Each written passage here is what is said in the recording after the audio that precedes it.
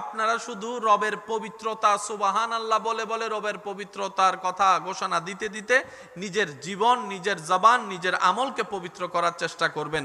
পারবেন সবাই? দেখি কিভাবে বলবেন। ইবে সিডেঙ্গে আওয়াজ নো সিডেঙ্গে আওয়াজ অমিতুগু মেজবাইনের গুস্তর ফাওয়াত্তা হে ঠিক না বেটি খাওয়ান আওয়াজ। যার যত শক্তি আছে একবার বলেন সুবহানাল্লাহ। আমাদের রব আসমানকে সাজালেন খুঁটি ছাড়া। আপনার আমার আমাদের রব সেই জমিনকে সাজালেন পানির উপরে। সেই জমিনের নড়াচড়া না করে যেন স্থির থাকে সেজন্য পাহাড় বসাই দিলেন। সেই জমিনে যারা বসবাস করবে প্রাণী জগতের জন্য যা দরকার সেই খাবারটা জমিনের ভিতর দিয়ে আল্লাহ চাষের মাধ্যমে তুলে দেন। বান্দার খাবারের রুচির তারতম্য